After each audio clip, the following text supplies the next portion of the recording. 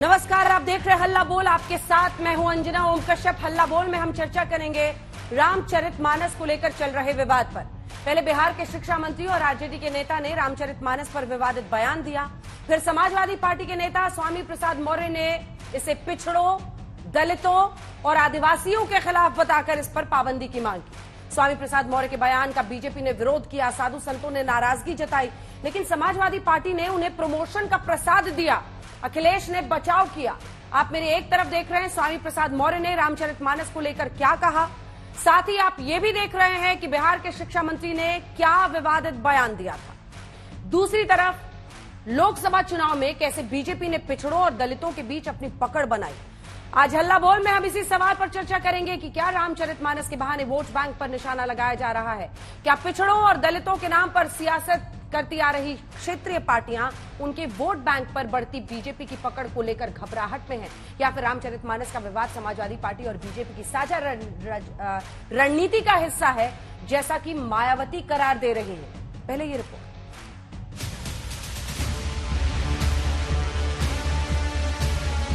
रामचरितमानस के कुछ अंश प्रतिबंधित किया जाना चाहिए, ये हमारी मांग है। कितना भी ज्ञानी क्यों न हो, कितना भी विद्वान क्यों न हो, कितना भी ज्ञाता क्यों न हो, लेकिन शूद्र है तो उसका सम्मान मत करो। यही धर्म है। अगर यही धर्म है तो ऐसे धर्म को मैं नमस्कार करता हूं। यह तुलसीदास ने अपनी प्रसन्नता, अपनी खुशी के लिए लिखा। रामचरितमानस पर स्वामी प्रसाद मौर्य का सीरियल बयान घमासान करवा रहा है, सड़कों पर भी और सियासत में भी। पहले लखनऊ में ओबीसी मोर्चे ने मौर्य के बयान के समर्थन में रामचरितमानस की कॉपियां जलाई और फिर उस हंगामे के विरोध में हिंदू संगठन के कार्यकर्ता सड़कों पर उतरे। तमाम हंगामे और बवाल के बीच समाजवादी पार्टी ने यह संकेत दे दिया कि स्वामी प्रसाद मौर्य का बयान पार्टी को सूट कर रहा है। अखिलेश ने स्वामी प्रसाद मौर्य को महासचिव बना दिया और बयान का समर्थन भी किया। मुख्यमंत्री अगर योगी न होते, धार्मिक स्थान से वहां आए होते, तो शायद वो सवाल में न पूछता उनसे, लेकिन क्योंकि वो योगी भी हैं और धार्मिक स्थान से उठ करके सदन में आए हैं, वो बात मैं आपसे नहीं पूछूंगा। मैं ये कहूंगा कि वो चौपाई एक बार हमें पढ़ के सुना दो। क्या आप पढ़ के सुना सकते हो, मुझे बताओ। और फिर मैं मुख्यमंत्री जी से पूछने जा रहा हूं कि मैं शूद्र हूं कि नहीं हूं। 2024 के चुनाव को लेकर इस्लामिक कट्टरपंथियों के साथ में अखिलेश यादव का समझौता हुआ है कि जिसको लेकर के हिंदुओं में जातिवाद की खाई को गहरा किया जाएगा, हिंदुओं में जातिवाद को बढ़ावा देकर उनका आपस में विभाजन किया जाएगा। तो अब ये साफ है कि स्वामी प्रसाद मौर्य की जुबान ने धोखा नहीं दिया था, न उनकी समझ फिसली थी। रामचरितमानस पर टिप्पणी सोच समझकर, माप तोल कर ही दी गई थी। इसीलिए स्वामी मौर्य अड़े हैं और डटे हैं, लेकिन साधु संतों में नाराजगी बढ़ रही है। मैंने पहले भी स्पष्ट किया कि गाली कभी धर्म नहीं हो सकता। अपमान किसी भी धर्म का उद्देश्य नहीं होता। जिन पाखंडियों ने धर्म की आड़ पर इस देश की महिलाओं, आदिवासियों, दलितों और पिछड़ों के साथ सौतेला व्यवहार किया, अपमानित किया, रातों भर मेहनत कर रहे, भूख भोजन, कितने लोगों की गालियां सुन रहे, किस लिए? इसीलिए हम सुन रहे हैं कि मेरे माई बाप अब सनातनियों एक हो। ये सिर्फ प्लांटेड लोग हैं जो सनातनियों को टारगेट, सनातनी आस्था को टारगेट, उसके पीछे एक बहुत बड़ी लॉबी लगी। उस पर बहुत बारीक से जांच करना बहुत आवश्यक है। हमेशा संतों को टारगेट, भारतीय ग्रंथों को टारगेट, हमेशा सनातन को टारगेट। उधर मायावती कह रही हैं कि रामचरितमानस विवाद समाजवादी पार्टी और बीजेपी दोनों पार्टियों की मिली भगत है। बीएसपी सुप्रीमो ने ट्वीट किया, रामचरितमानस के विरुद्ध समाजवादी पार्टी नेता की टिप्पणी पर उठे विवाद व फिर उसे लेकर भाजपा की प्रतिक्रियाओं के बावजूद सपा नेतृत्व की चुप्पी से स्पष्ट है कि इसमें दोनों पार्टियों की मिली भगत है, ताकि आगामी चुनावों को जनता के ज्वलंत मुद्दों के बजाय हिंदू मुस्लिम उन्माद पर पोलराइज किया जा सके।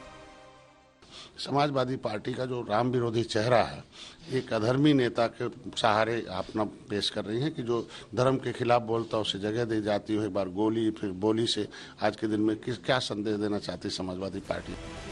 अब आप स्वामी प्रसाद मौर्य का वो बयान सुनिए जिससे उन्होंने पहली बार रामचरितमानस पर विवादित टिप्पणी की और उस पर पाबंदी की मांग की। इस अंश को सरकार को संज्ञान लेते हुए जो आपत्तिजनक अंश है उसे बाहर करना चाहिए या इस पूरी पुस्तक को बैन कर देना चाहिए, जिससे कि बड़े पैमाने पर दलितों, आदिवासियों, पिछड़ों की भावनाएं आहत हो। इस बीच रामचरितमानस की प्रतियां फाड़ने और जलाने को लेकर लखनऊ की पीजीआई थाने में स्वामी प्रसाद मौर्य समेत 10 दूसरे आरोपियों के खिलाफ एफआईआर दर्ज की गई। एफआईआर में माहौल बिगाड़ने, धार्मिक भावनाएं भड़काने की धाराओं में मुकदमा दर्ज किया गया है। सनातन धर्म अक्षुण्ण है, वो लगातार मजबूत होता रहा है। वसुधैव कुटुंबकम का नारा भारत ने ही दिया है और ये सब जो ताकतें हैं जो भारत को या हिंदू धर्म को कमजोर करने के लिए तरह तरह के षड्यंत्र लगातार रचती रहती हैं, ये कभी सफल नहीं। बिहार से यूपी तक रामचरितमानस के नए नए अध्याय खोले जा रहे हैं। लालू तेजस्वी की आरजेडी रामचरितमानस पर विवाद उगलने वाले मंत्री को गले लगाकर खड़ी है, तो अखिलेश की समाजवादी पार्टी को स्वामी मौर्य शिरोधार्य है। न तेजस्वी ने मंत्री को हटाया, न अखिलेश ने स्वामी प्रसाद मौर्य को हड़काया। दोनों का बाल भी बांका नहीं हुआ, क्योंकि जो हो रहा है सब आंका और आजमाया हुआ है। आज तक ब्यूरो। तो परिचय आपका उन खास मेहमानों से करा देते हैं जो आज हमारे साथ इस चर्चा में शामिल होंगे। बृजलाल जी, प्रवक्ता, सांसद भारतीय जनता पार्टी के, हमारे साथ जुड़ गए हैं। बहुत वक्त के बाद आज अनुराग भदौरिया स्टूडियो में पधारे हैं, समाजवादी पार्टी के प्रवक्ता, स्वागत है आपका। आचार्य प्रमोद कृष्णम जी, पीठाधीश्वर कल्की धाम के, हमारे साथ जुड़ गए हैं। राजू दास जी, हनुमानगढ़ी के महंत, हमारे साथ जुड़ रहे हैं। उदित राज जी, कांग्रेस पार्टी के नेता, कुछ देर में हमारे साथ जुड़ेंगे। विनोद बंसल साहब, बीएचपी के प्रवक्ता, भी हमारे साथ जुड़ेंगे। सबसे पहले बृजलाल जी, आपके साथ शुरुआत करना चाहते हैं। वो लोग तो अड़े हुए हैं और सजा क्या मिलेगी? प्रसाद, उन्हें तो उसके लिए सम्मानित किया जा रहा है, उनको बेहतर पद स्वामी प्रसाद मौर्य को दिया गया है। क्या कहेंगे आप, क्या करेंगे आप लोग? ये कुछ स्वामी प्रसाद मौर्य की तस्वीरें हैं, चरण चूम करके राजनीति करने वाले हैं। और स्वामी प्रसाद मौर्य जी रामचरितमानस की एक चौपाई पर टिप्पणी करने के पहले कुछ टिप्पणियां देख लें जो लिखी गई हैं चौपाई में। धीरज धर्म मित्र और नारी, आपतकाल परखिए चारी। धीरज धर्म मित्र और नारी पत्नी। इसके अलावा तुलसीदास जी ने कहा है, यत्र डार्यस्ते पूजनते रमतने तर्त देवता। और भगवान राम ने, जो तुलसीदास ने लिखा है, उन्होंने तो मां कैकेयी का भी सम्मान किया, जिनके वजह से उन्हें बदमाश जलना पड़ा। उन्होंने जितनी माता सबरी, जिसको आजकल के लोग दलित कहते हैं, दलित शब्द तो मुगल काल से आया है, उनका सम्मान किया, निषाद राज का सम्मान किया। और मौर्य जी अपने को एक ऐसा विवादित टिप्पणी दिए हैं। आपने नाम लिया है आरजेडी का। उन्होंने, आरजेडी वही पार्टी है जिन्होंने जब 27/2/2002 को गोधरा में कोच नंबर या 6 साबरमती एक्सप्रेस को जला करके कट्टरपंथियों ने 59 राम भक्तों को मार दिया था। और लालू जी ने उसको कवरअप करने के लिए, अपनी एमओआई राजनीति को बढ़ाने के लिए बनर्जी आयोग बनाया था और ये कहा था, बाबा लोग थे, चिलम पी रहे थे और आग लग गई। और उसको बनर्जी आयोग से कहा कि ये तो एक्सीडेंटल फायर है। अहमदाबाद हाई कोर्ट ने उसको रोक दिया। ट्रायल हुआ, 10 को फांसी और 21 को आजीवन कारावास की सजा। तो ये जो पार्टियां हैं, ये केवल इनका काम है सनातन धर्म पर उंगली उठाना। मैं माननीय मौर्य जी से कहता हूं कि सनातन धर्म के पहले वो उठाते हैं, किसी और धर्म पर तो उठा लें। ये मेरी किताब पढ़ लें, अगर मांगेंगे तो मैं फिर उनको गिफ्ट करूंगा, इंडियन मुजाहिदीन निशाने पर गुजरात। मैं किसी धर्म पर उंगली, लेकिन आज चूंकि सनातन धर्म पर उंगली उठी है तो एक चीज, 2 शब्द मैं उनको कहना चाहूंगा। ये अहमदाबाद ब्लास्ट हुआ था। अहमदाबाद ब्लास्ट में ये सभी आप मीडिया हाउसेज को आया था 2008 में। किसका है? इंडियन मुजाहिदीन का है। और क्या लिखा गया है? आज जितने आतंकवादी हैं पूरी दुनिया में, खाली भारत में नहीं, ये सो कॉल्ड सेकुलरवादी क्या करते हैं, इनका कोई धर्म नहीं होता। बड़ी साधारण इनकी परिभाषा होती है।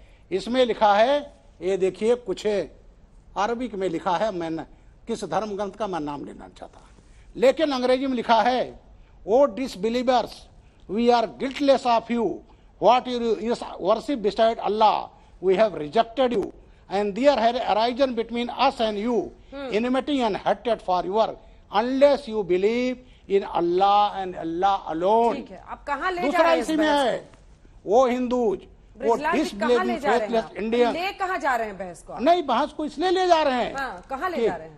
ऐसा मैं बहस नहीं कर रहा हूँ। मैं बहस ये ले जा रहा हूँ कि माननीय मौर्य जी और किसी धर्म पर क्यों नहीं बोलते अगर कोई चीज है।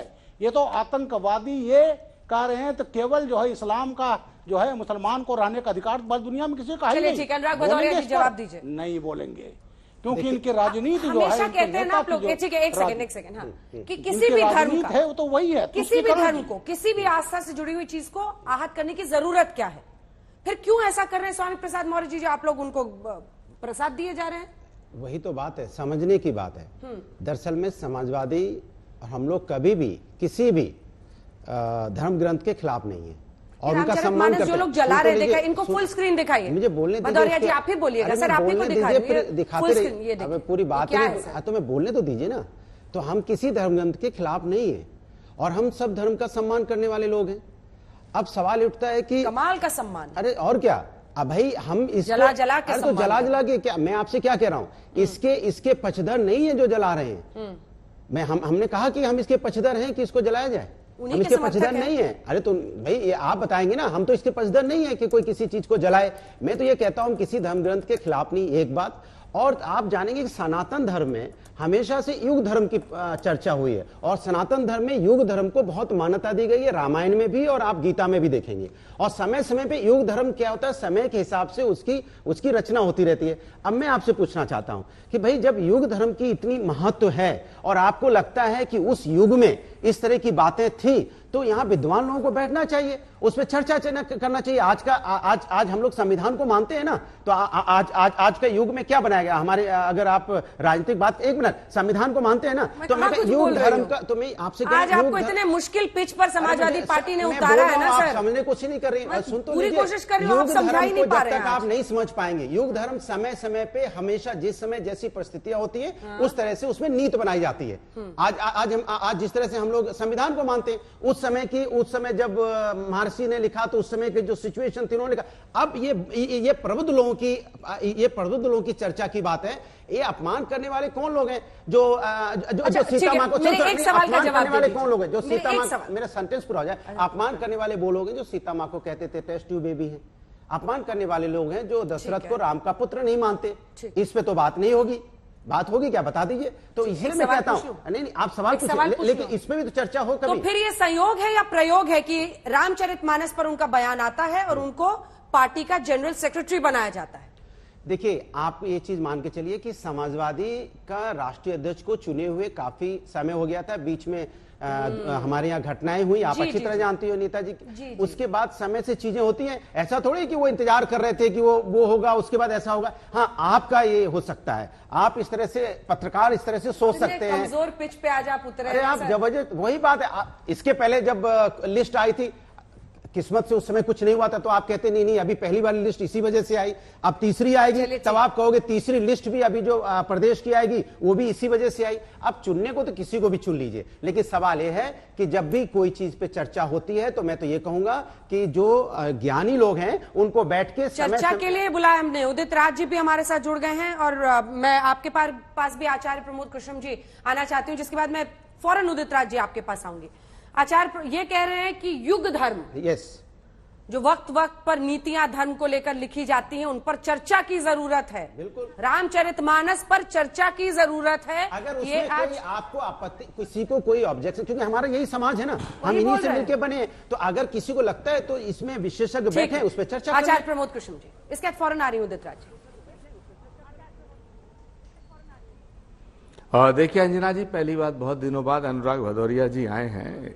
इनका चेहरा भी कुछ बदला है, रूप भी बदला है, तो इनका स्वागत करता हूं मैं। लेकिन सबसे ज्यादा जरूरत इस बात की है कि आपकी पार्टी के राष्ट्रीय महासचिव स्वामी प्रसाद मौर्य जी ने जो बयान दिया है उस पर आपकी पार्टी को माफी मांगनी चाहिए, क्योंकि रामचरितमानस और रामायण हमारी आस्था के आधार ग्रंथ हैं। रामचरितमानस किसी एक जाति का ग्रंथ नहीं है, किसी एक वर्ग का ग्रंथ नहीं है, किसी एक पार्टी का ग्रंथ नहीं है, और रामचरितमानस किसी एक देश का ग्रंथ भी नहीं है, क्योंकि रामचरितमानस तुलसीदास जी ने लिखा है, लेकिन महर्षि वाल्मीकि के द्वारा रचित रामायण को आधार मान करके लिखा गया। और महर्षि वाल्मीकि जो हैं वो हमारे आदिकाल के संत हैं।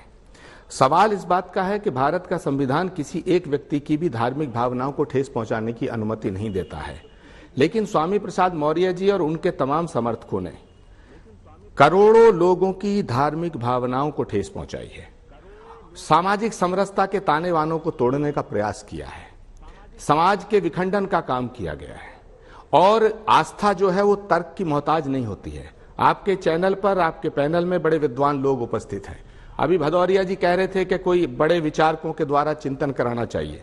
क्या भदौरिया जी से पूछना चाहता हूं, अंजना जी विवेकशील नहीं है क्या? बीजेपी के जो प्रवक्ता महोदय राज्यसभा सदस्य बैठे हैं आदरणीय ब्रजलाल जी, वो विवेकशील नहीं है क्या?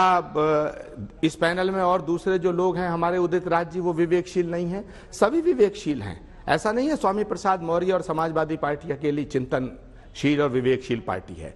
अफसोस इस बात का है कि एक बहुत ही पुराना एक दोहा है, उसे शेर भी कह सकते हैं कि जो गलती कर नहीं सकते उन्हें भगवान कहते हैं, जो गलती करके पछताए उसे इंसान कहते हैं।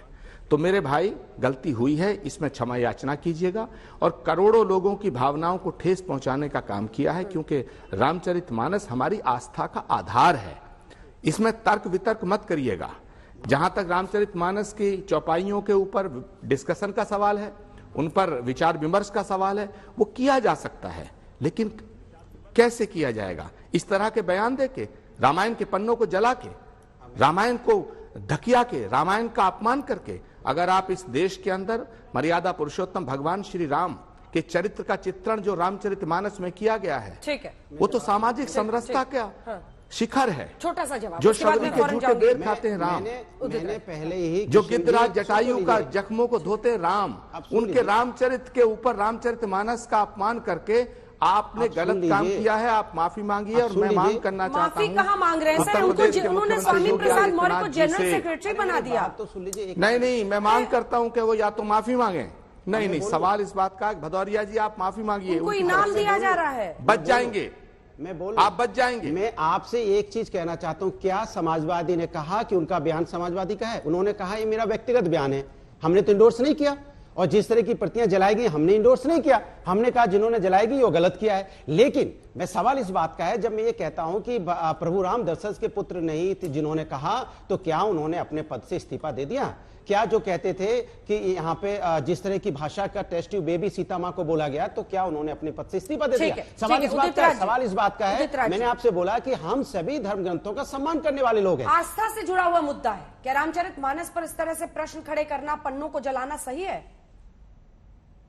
नहीं अंजना जी, मैं अभी मेरे सहयोगी कृष्णन जी की बात, आचार्य जी की बात सुना, औरों की भी बात सुना, आपकी बात।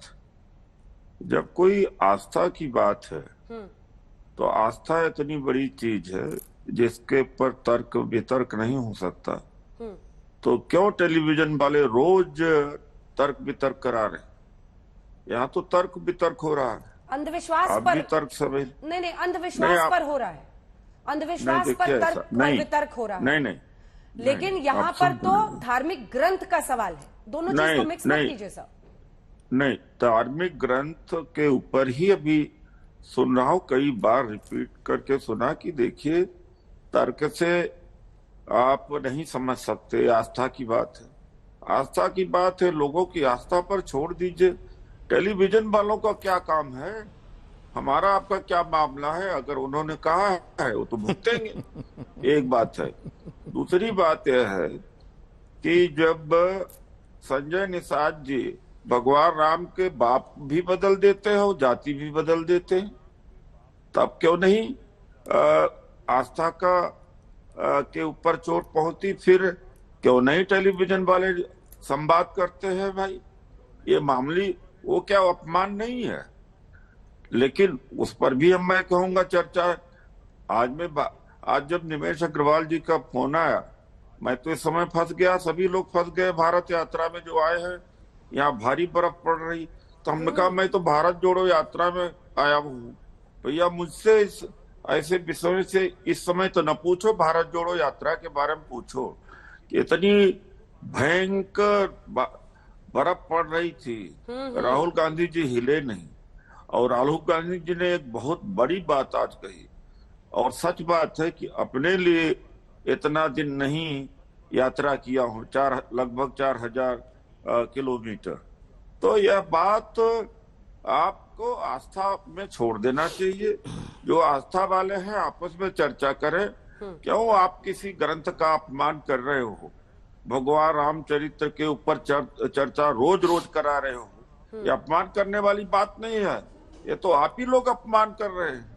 वो मौर्य जी से तो अपमान ज्यादा आप ही लोग कर रहे हैं कि होना चाहिए, वो होना चाहिए, वो नहीं होना चाहिए, इसने गलत किया, वो माफी मांगे, ये माफी मांगे, वो करे, और एक तरफ यह करे। अरे माफी मांगने की बात तो आपके साथी आचार्य प्रमोद कृष्णम बोल रहे हैं ना उदित राज जी। क्यों करा रहे हो?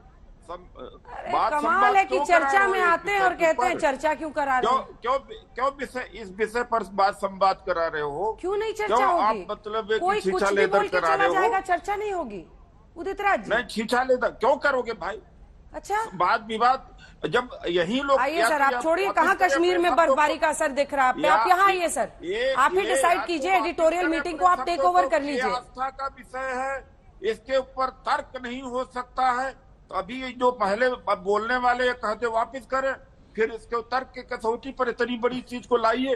क्यों तर्क वितर्क आचार्य जी वो कह रहे हैं इस पर चर्चा ही नहीं होनी चाहिए, माफी की मांग क्यों कर रहे हैं? बताइए अपने साथी को। मैं थोड़ी कह रहा हूँ, मैं किसी को नहीं कह रहा हूँ, ये जो आप ही लोग कह रहे हो उसी से मैं निकाला। तो आचार्य प्रमोद कृष्णम पे इतना बोल गए, पता नहीं अपने साथी के खिलाफ क्यों बोल रहे हैं आचार्य प्रमोद कृष्णम जी? लड़ाइए नहीं, मैं उनके खिलाफ कुछ नहीं बोल रहा हूँ, लड़ाइए नहीं, उनके खिलाफ कुछ नहीं बोल रहा हूँ। आपने अभी बोला कि माफी मांगने के लिए क्यों कह रहे हैं? माफी की मांग तो आचार्य प्रमोद कृष्णम जी कर रहे हैं। एक बात यह है, अरे उनको बोलने दीजिए उदित जी। माफी तो आप लोग मांगिए कि भगवान राम को रोज घसीट रहे हैं टेलीविजन वाले, रोज टेलीविजन पर। अरे क्या ये तो कोई ठीक है, जवाब सुनेंगे या आप ही बोलेंगे खाली 1 घंटा? आपका इक्विपमेंट्स है आचार्य जी, बोलिए। जो ये आपका टेलीविजन है, आपका प्रमोद कृष्णम जी जवाब दीजिए। वो कह रहे हैं माफी क्यों मांगने की बात कर रहे हैं आप लोग? हाँ देखिए अंजना जी, मुझे लगता है कि आदरणीय उदित राज जी का जो उनकी जो शिकायत है वो स्वामी प्रसाद मौर्य जी से भी कम है और मुझसे भी कम है। सबसे ज्यादा आपके और आपके चैनल से है और आपके द्वारा आपसे है। प्रश्न ये पैदा होता है कि ये जो कुछ राजनीतिक दल हैं, मैं आपको इसकी बुनियाद में ले जाना चाहता हूं, और आपकी क्योंकि आपका चैनल एक बहुत बड़ा चैनल है, आप बहुत ही गंभीरता से बहस करा रही हैं, और मुझे अच्छा लग रहा है कि इस चैनल पर जितने भी लोग हैं वो सब विद्वता में अपने अपने शिखर पर हैं। लेकिन मैं ये कहना चाहता हूं कि कुछ राजनीतिक पार्टियां सत्ता के स्वार्थ में इतनी अंधी हो गई हैं, और कुछ उनके नेता जो किसी की भी धार्मिक भावनाओं को ठेस पहुंचे या समाज टूटे, लेकिन उनकी कुर्सी सलामत रहनी चाहिए, वो चुनाव जीतने चाहिए। जबकि मैं एक बात बताना चाहता हूं अनुराग भदौरिया जी से खास तौर से, और अपने कांग्रेस के साथियों से कहना चाहता हूं कि गोस्वामी तुलसीदास भाजपा के सदस्य नहीं है, और जब गोस्वामी तुलसीदास जी ने रामचरितमानस का निर्माण किया, रचना की, तब भाजपा और लोकतंत्र पैदा भी नहीं हुआ था। तो ये विपक्ष के नेताओं को समझना होगा। कांग्रेस पार्टी के मैं भी साथ हूं, मैं भी कांग्रेस पार्टी के साथ हूं और साथ रहूंगा, लेकिन कांग्रेस पार्टी में भी कुछ ऐसे नेता हैं जो सेक्युलरिज्म का मतलब सिर्फ हिंदू धर्म ग्रंथों का विरोध समझ लेते हैं। धर्मनिरपेक्षता का अर्थ अंजना जी ये कतई नहीं है, पूरा देश सुन ले, धर्मनिरपेक्षता का अर्थ हिंदू धर्म की भावनाओं को आहत करना नहीं है। हम किसी भी धर्म की भावनाओं को आहत करने के पक्ष में नहीं है। ये देश गांधी का देश है, और आज गांधी की शहादत का दिवस है, जो कहते थे रघुपति राघव राजा राम, पतित पावन सीता राम, ईश्वर अल्लाह तेरो नाम, सबको सन्मत दे भगवान। अगर कोई हमारे धर्म का व्यक्ति इस्लाम का अपमान करता है तो वो भी हमें कष्ट देता है, लेकिन हम ये नहीं चाहते कि किसी भी धर्म का व्यक्ति हमारी आस्था का खिलवाड़ करे, हमारी रामचरितमानस को फाड़े, हमारे रामचरितमानस के पन्ने जलाए। जो राम मेरे हैं उतने ही उदित राज जी के हैं, जो राम उदित राज जी के हैं वही उतने ब्रजलाल जी के हैं। ब्रजलाल जी आज बीजेपी के साथ खड़े हैं, मैं कांग्रेस के साथ खड़ा हूं, उदित राज जी आज कांग्रेस के साथ हैं, कल वो बीजेपी के साथ थे, आज स्वामी प्रसाद मौर्य समाजवादी में हैं, कल वो बहन जी के साथ थे, परसों वो बीजेपी के साथ थे, कल वो किसी जगह जाएंगे। अनुराग भदौरिया आज आप किसी पार्टी में, कल किसी पार्टी में जा सकते हैं, लेकिन राम और रामायण कल भी थी, आज भी है और कल भी रहेगी। इसलिए राम सबके हैं और सब राम के हैं। जवाब दीजिए इसका अनुराग जी, जो वो कह रहे हैं वो बात समझ में आ रही है आपको? हमारी आस्था का आधार है। विनोद बंसल जी, राजू दास जी, इसके बाद आ रही मुझे पर बहस नहीं हो सकती। मुझे लगता है एक बात समझ में आ जानी चाहिए कृष्ण जी को कि सिया राम में सब जग जानी। भाई ये तो तुलसीदास ने लिखा है ना, भाई सब जगह भगवान है, कण कण में है। सुन लीजिए, आप इस पे ज्ञान मैं अपनी बात आप ही से प्रश्न है ना, प्रश्न ही मैं कर पाई थी, कभी दूसरी जगह पूछ लिया करो, सारा प्रश्न विपक्ष से ही होगा। पहला सवाल उन्हीं से हुआ है। कहाँ हुआ, किससे हुआ पहला? तो आप शांत होकर सुनते रहे, वो बोलते रहे। सवाल तो सवाल सुनिए ना, क्योंकि स्वामी प्रसाद मौर्य पर बात हो रही है ना, उन्होंने ये बयान दिया है कि क्या जाति के आधार पर लोगों को बांटने के लिए ये किया जा रहा है, ये आरोप लग रहा है। तो मैं कह रहा हूं कि जाति जनगणना करवा लीजिए। किसने मना किया है? कि आप जाति को नहीं मानते हिंदुस्तान के अंदर में? क्या हिंदुस्तान में ऐसा लिख दिया गया है कि आप अपने नाम के आगे जाति नहीं लगाएंगे? फिर क्यों आपने सरनेम रखा हुआ है? भाई जाति जनगणना करा लीजिए, जिसकी जितनी संख्या उसके हिसाब से उसको महत्व दे दीजिए। किसने आपको मना किया है? जाति तो सबसे पीछे। भाई इस हिंदुस्तान में जाति के बगैर तो आप कोई बात कर नहीं सकते। हर चुनाव पे आप देख लो, हर जगह देख लो, जाति प्रमाण पत्र मांगा जाता है। क्यों जाति प्रमाण पत्र मांगा जाता है? भाई आप बता दीजिए मुझे। जाति प्रमाण पत्र नहीं मांगा जाता, उसमें सरनेम नहीं पूछा जाता आपसे। तो आप जब इतना जोर मारते हैं हर चीज में, एग्जामिनेशन में भी आपको मांगेंगे, कंपटीशन में भी मांगेंगे, तो जनगणना भी करा लीजिए। किसने आपको मना किया है? या तो फॉर्म पे लिखना बंद कर दीजिए जाति का, जो आप फॉर्म देते हैं एग्जाम का। तो इसलिए मैं क्या, कंपटीशन में आप इसको बंद कर दीजिए। तो सवाल ये उठता है कि हमारा जो देश है वो विभिन्न जातियों का देश है, विभिन्न धर्मों का देश है। तो हम लोगों को इस बात का ख्याल रखना चाहिए। तो और उससे भी ज्यादा बड़ी बात यह है कि मैंने एक ही लाइन पहले बोली थी, फिर रिपीट कर दे रहा हूं, सिया राम में सब जग जानी। जब भगवान कण कण में है, हर जगह भगवान है, तो फिर आप खोज कहां रहे भगवान को? मैं ये जब पूछना चाहता हूं आपसे। हम लोग तो भगवान का आदर करने वाले लोग हैं। आप सबसे ज्यादा श्लोक कौन पढ़ता है डिबेट में? मुझसे ज्यादा तो कोई नहीं पढ़ता। हाँ, हो सकता है कृष्णम जी चूंकि और हमारे महंत राजू दास जी बैठे। राजू दास जी नमस्कार। अभी आपसे बात नहीं हो पाई है, लेकिन राजू दास जी भी बैठे, वो भी श्लोकों का मंत्र बहुत उच्चारण करते हैं। कई बार हमारा उनके साथ कंपटीशन भी हो जाता है। तो इसके मतलब क्या हम राजू दास का सम्मान नहीं करते? वो हमसे मिलते हैं, हम उनको हमेशा प्रणाम करते हैं, वो हमेशा मुझे सम्मान करते हैं। हम गुरु जी को मिलते हैं, नहीं हम प्रमोद जी से मिलते हैं, हम उनका सम्मान करते हैं, क्योंकि हमारे यहाँ संतों का सम्मान किया जाता है। इससे तो हम नहीं मुकर रहे हैं कि संतों का सम्मान नहीं किया जाता। आप जब भी मिलते हैं मैं सम्मान करता हूँ। पूछ रहे हैं समर्थकों के द्वारा जो रामायण की प्रतियां जलाई गई है वो सही है? मैंने आपसे पहले बोल दिया, स्वामी प्रसाद मौर्य जी ने भी बोल दिया कि मेरा व्यक्तिगत बयान है। सुन तो लीजिए, उन्होंने भी बोल दिया मेरा व्यक्तिगत बयान है। उन्होंने पहले ही बोल दिया और हमने बोला ये पार्टी का बयान नहीं है। और इसको आदरणीय शिवपाल जी ने भी बोल दिया था पार्टी का बयान नहीं है। और हम किसी तरह अनुराग भदौरिया जी प्लीज एक सवाल, क्या आप स्वामी प्रसाद मौर्य के बयान से सहमत हैं? क्या स्वामी प्रसाद मौर्य जी के समर्थकों ने रामायण की प्रतियां जो जलाई है उससे सहमत है? मैंने बोल सीधा जवाब दे दीजिएगा। मैंने आपसे बोल दिया कि मैं किसी भी चीज का इस तरह के बयान से सहमत नहीं, क्योंकि उन्होंने बोला ये मेरा व्यक्तिगत बयान है। उन्होंने तो बोल दिया, उसके बाद बार बार इसी बात पे जोर मारना, इसी बात को पूछना, इसके मतलब कि कहीं ना कहीं मनसा में कोई खोट है। और फिर राजू दास जी नमस्कार। महंत जी मेरा नमस्कार, आशीर्वाद दे दीजिए। ये मानने को नहीं तैयार। आप बताइए हम आपका कितना सम्मान करते हैं। महंत राजू दास जी, जी स्वामी प्रसाद मौर्य को तो जनरल सेक्रेटरी बना दिया गया है समाजवादी पार्टी का। अनुराग जी आपसे दोस्ती बता रहे हैं, बोलिए। राजू दास जी के सम्मान का नहीं है सवाल, हमारे सम्मान का नहीं है सवाल, धार्मिक आस्था को ठेस पहुंचाने का है ना। तो बोल रहा हूं कि समाजवादी लोग सभी धर्मों का सम्मान करने वाले लोग हैं, वही तो कह रहा हूं बार बार। अरे मैं कहता रहा हूं कि समाजवादी लोग सभी धर्म ग्रंथों का सम्मान करने वाले लोग हैं, तभी तो मैं बोल रहा हूं आपको। राजूदास जी बोलिए। जी देखिए, जिस प्रकार से सेकुलरिज्म के नाम पर, धर्मनिरपेक्ष के नाम पर सनातन संस्कृति को टारगेट करना, अभी स्वामी जी ने कहा है, आचार्य प्रमोद कृष्णन जी ने, कि भगवान राम सबके हैं, मर्यादा पुरुषोत्तम है, न किसी एक दल के हैं, न किसी एक पार्टी के हैं, न किसी संप्रदाय के हैं, पारब्रह्म परमात्मा सबके हैं। तो मैं भदौरिया जी से पूछना चाहता हूं कि स्वामी प्रसाद मौर्य जी के जहरीले बोल क्यों? क्या महर्षि वाल्मीकि से बड़े वो कवि हैं क्या? क्या गांधी जी से बड़े राष्ट्र के शुभचिंतक हैं क्या? लोहिया जी से बड़े शुभचिंतक हैं क्या? लोहिया जी की विचारधारा, गांधी जी की विचारधारा, भीमराव अंबेडकर द्वारा रचित संविधान के मूल प्रति में रामचरितमानस क्या उससे बढ़ के हैं क्या? तो विषय गंभीर है। सस्ती लोकप्रियता के लिए जिस प्रकार से बार बार सनातन संस्कृति को गाली देना, टारगेट करना, ये अच्छी बात नहीं। ठीक है, अब जवाब सुनिए।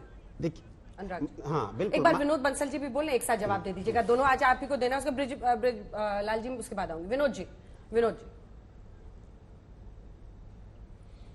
देखिए अंजना जी, एक प्रश्न सुन लीजिए। मेरे मन में एक प्रश्न आई गया, मैं सोच रही थी पहले आपकी टिप्पणी सुन लूं, लेकिन विनोद जी प्रश्न है कि जानबूझकर हिंदू धर्म में जो हार्मनी है उसको बिगाड़, मतलब जो लोगों में एकजुटता है उसको तोड़ने के लिए स्वामी प्रसाद मौर्य का ये बयान आया है। बार बार आप लोग ये हमेशा क्यों दिखाते हैं? हिंदू धर्म को इतना कमजोर है क्या कि हर तरफ से कोई वार कर दे, कोई एक बयान दे दे और सब अलग हो जाएंगे, जाति में बढ़ जाएंगे? ये बार बार ये धर्म में डर क्यों इंजेक्ट करते हैं आप लोग? नहीं अंजना जी, हमें किसी चीज का डर नहीं है। ये तो सनातन है, सनातन था और सनातन रहेगा।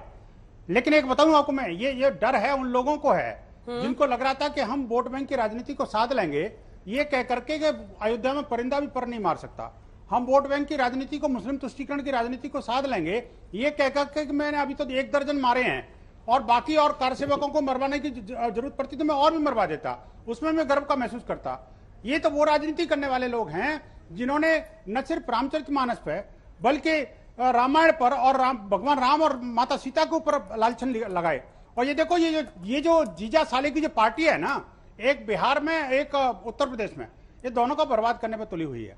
लेकिन इनको नहीं पता ये राज्य बर्बाद नहीं होंगे, सनातन और हिंदू बर्बाद नहीं होगा, उसको कोई खतरा नहीं है। खतरा है तो इनकी पार्टी को। क्योंकि मैं आपको बता रहा हूं, आज आपके लिख के रख लेना, ये बयान और हिंदू द्रोही ये चेहरा, ये समाजवादी पार्टी का उत्तर प्रदेश के अंदर जनाजा निकालेगा। लिख के रख लेना अंजना जी। ये जो जिनका राजनीतिक धरातल रसातल में चला गया, उस खोई हुई जमीन को टटोलने का जो दुष्प्रयास कर रहे हैं, अब नहीं मिलने वाली, अब गया। क्योंकि देखिए, जिसने जब रामद्रोह किया उसकी सजा उसको मिली है। और अब तो रामद्रोह नहीं, अब तो गोस्वामी तुलसीदास उसकी रामचरितमानस से भी द्रोह करने लगे। उसको फाड़ना कितना बड़ा अपराध है। लेकिन मैं कहता हूं, हम उस अपराध की सजा, मैं हिंदू समाज से भी कहूंगा, उस अपराध की सजा धरातल पर न दे करके इनको दूसरी तरीके से देनी है, जिससे इनका राजनीतिक का जो कैरियर है वही समाप्त होने वाला है। समाजवादी पार्टी का अंत जो है, इनके ताबूत की आखिरी कील साबित होगा इस तरह का बयान और रामचरितमानस को फाड़ना। हिंदू समाज को न कभी कोई खतरा था, न कोई खतरा है, न कभी खतरा रहेगा। ठीक, अनुराग जी अब सबकी बातों का। हाँ, अब देखिए सवाल है, उनको सनातन धर्म की चिंता नहीं है, उनको चिंता है समाजवादी पार्टी कब खत्म होगी, इसकी चिंता है। तो इसलिए मैं तो सनातन धर्म की बात कर रहा हूँ। सनातन धर्म इतना कमजोर कब से हो गया? हजारों साल से सनातन धर्म चला आ रहा है। ना जाने कितने यहाँ पे आए। अब मैं बोल लूं, मैं आपके बीच में नहीं, विनोद जी प्लीज, आपके बीच में नहीं बोला। देखिए, ना जाने कितने यहाँ पे आए शासक चले गए, सनातन धर्म का कोई बाल बाका कर पाया क्या? इतना कमजोर सनातन धर्म नहीं है कि कोई बोल देगा कि सीता टेस्ट ट्यूब बेबी थी, सीता मां, तो हमारा सनातन धर्म खतरे में आ जाएगा। कोई बोल देगा कि यहाँ पे प्रभु राम दशरथ के बेटे नहीं थे तो सनातन धर्म खतरे में आ जाएगा। हमारा सनातन धर्म इतना हल्का नहीं है कि हमेशा हर बात पे राजनीतिक एंगल निकाल के खतरे में आ जाएगा। चर्चा की तरह होनी चाहिए। अब क्यों आप बीच में बोल रहे हैं? मैं आपके बीच में नहीं बोल रहा, बीच में नहीं, बंसल साहब प्लीज, तभी तो बात हो पाएगी। तो मैं कह रहा था कि सनातन धर्म पे जब बात होती है तो सनातन धर्म इतना कमजोर नहीं है, तो इसलिए सनातन धर्म की बात करते करते आप राजनीतिक पे आ जाते हो। ये चिंता का विषय है देश के अंदर में। आपको अगर सनातन धर्म पे बात करनी है तो आप धर्म पे बात कीजिए। आप उसमें राजनीतिक एंगल कहां घुसाने लग जाते हो? और जब राजनीतिक एंगल घुसाने लग जाते हो तो कहां भाग के चले जाते हो, इधर से उधर, उधर से इधर। इसलिए मैं आपसे कहता हूं, सनातन धर्म को कमजोर मत समझिए। और समाजवादी लोग हर धर्म का सम्मान करने वाले हैं, सभी धर्म ग्रंथों का सम्मान करने वाले लोग हैं। मैंने कहा ना, सनातन धर्म किसी के मैंने बोला टेस्ट ट्यूब बोल दिया, सीता मां तो क्या आवाज नहीं जा रही, इसलिए चुप हो जाइए अभी। नहीं, क्योंकि एक बार में हम एक ही, जिससे मैंने प्रश्न किया है उन्हीं की आवाज है। प्लीज, हम लोग यहाँ आज तक पे शाउटिंग मैच नहीं करते हैं। हाथ खड़ा कीजिए सर, मैं आऊंगी, कोशिश करूंगी। बृजलाल जी इसके बाद मैं आ रही हूँ आपके पास, बात पूरी कीजिए। तो वही मैं आपसे कह रहा था कि सनातन धर्म को आप राजनीति से मत जोड़िए कृपया करके। आपको राजनीति करनी है, विकास की राजनीति कीजिए। राजनीति करनी है, जो सामाजिक समस्या है उनको कैसे दूर किया जाए उस पर राजनीति कीजिए। कैसे समाज के अंदर में यूनिटी बनी उस पर राजनीति कीजिए, कैसे भाईचारा पैदा हो उस पर राजनीति कीजिए, हिंदुस्तान कैसे मजबूत हो उस पर राजनीति कीजिए, कैसे यहां महिलाओं का सम्मान बचे उस पर राजनीति कीजिए। आइए हम सब मिलकर एक साथ मिलकर राजनीति करते हैं। लेकिन राजनीति नफरत की राजनीति क्यों भाई, हर बात पे इसकी राजनीति? तो इसलिए कहते हैं इसको ज्यादा, इस बातों को उतना बढ़ावा देने का मतलब होता है कि आप उसमें सनातन धर्म के नाम पर राजनीति करना चाहते हैं। यह हमारे लिए चिंता की बात है। आप जोड़ने की बात कीजिए, आप तोड़ने की बात मत किया करो, क्योंकि हिंदुस्तान बहुत प्यारा देश है, यहाँ सब मिलकर रहते हैं। छोटा सा जवाब राजू दास, छोटा सा जवाब। एक सवाल मेरा अनुराग भदौरिया जी से, अंजना जी, छोटा सा। हाँ। इन्होंने तो आपके चैनल पर बैठकर बहुत अच्छी कथा कह दिया, लेकिन कथा लिखा किसने, ये भी तो इनको जवाब देना पड़ेगा ना। क्या रामचरितमानस हमने जलाई? क्या ये राग किसने छेड़ा? स्वामी प्रसाद मौर्य जी ने क्यों कहा कि रामचरितमानस से ये चीज निकाली जानी चाहिए? क्या महर्षि वाल्मीकि से बड़े कवि हैं क्या स्वामी प्रसाद मौर्य जी? क्या लोहिया से बड़े राम के दर्शक हैं क्या अखिलेश यादव जी, जिन्होंने कहा कि मैं ये सवाल सदन में मुख्यमंत्री योगी आदित्यनाथ से करूंगा? क्या रामचरितमानस मुख्यमंत्री योगी आदित्यनाथ जी का ग्रंथ है क्या? सिर्फ कॉपीराइट मुख्यमंत्री योगी आदित्यनाथ जी का नहीं है ना, ये सनातन संस्कृति का ये हमारा हृदय स्थली है। और एक बार इन्होंने नहीं कहा कि स्वामी प्रसाद मौर्य जी ने गलत कहा। और रामचरितमानस जिस प्रकार से जलाया गया है, आप उस वीडियो को देख लीजिए, लातों से कुचला गया है। अगर यही चीज अन्य मजहब में हुआ होता, अन्य ग्रंथों के साथ हुआ होता, तो ना अनुराग भदौरिया बोलने लायक रहते, ना राजू दास बोलने लायक रहता। अब मैं बोल रहा हूं, देखिए समाजवादी लोग, मैंने एक शब्द में आपको बोला, महंत जी आप तो जानते हैं मैं आपका कितना सम्मान करता हूं। मैं तो हर व्यक्ति का सम्मान करता हूं, जो हिंदुस्तानी उसका सम्मान करता हूं। रामचरितमानस का करते हैं कि नहीं? तो क्यों नहीं करते? वही तो मैं कह रहा हूं, हर ग्रंथ का सम्मान करने वाले लोग। क्या इसका पॉलिटिसाइजेशन कर रही है बीजेपी? सीधा प्रश्न आपसे पूछ रही हूं, क्योंकि अब उन्होंने किया है और जो कुछ हो रहा है, अगर आपको किसी पर कार्रवाई करनी है तो करिए, लेकिन राजनीतिक रूप से ये कहना, बार बार उप मुख्यमंत्री आते हैं, सवाल सुने सर, सवाल सुने पहले, बार बार उप मुख्यमंत्री सामने आते हैं और वो कहते हैं कि जानबूझकर वो हिंदू धर्म के लोगों को बांटना चाहते हैं, इसलिए कर रहे हैं। बीजेपी इसमें क्यों इस तरह से कमेंट कर रही है? अगर एक्शन होता है उनके खिलाफ तो कीजिए। ऐसा है कि स्वामी प्रसाद मौर्य जी अपने को बौद्ध कहते हैं, अपने को बाबा साहब का अनुयायी कहते हैं। अगर बाबा साहब को कोई खामी होती तो बाबा साहब से बड़े विद्वान स्वामी प्रसाद मौर्य नहीं है। भगवान बुद्ध, अंबेडकर जी ने हमेशा सामाजिक सहिष्णुता की बात की है। इसलिए स्वामी प्रसाद, आज ये बतंगड़ आज खत्म हो जाए, जैसा प्रमोद कृष्णन जी ने कहा है, स्वामी प्रसाद मौर्य माफी मांग ले, लेकिन उनका माफी ना मांगना और समाजवादी पार्टी को उनको बड़े से बड़ा पद देना, ये इंगित करता है कि उसको बढ़ावा समाजवादी पार्टी दे रही है। अब अगर इस टाइप का ये करेंगे तो हम कैसे नहीं बोलेंगे? ये हमारा अधिकार है, हम इस पर बोलेंगे। आज स्वामी प्रसाद मौर्य माफी मांग ले, एक लाइन में बात खत्म हो जाएगी।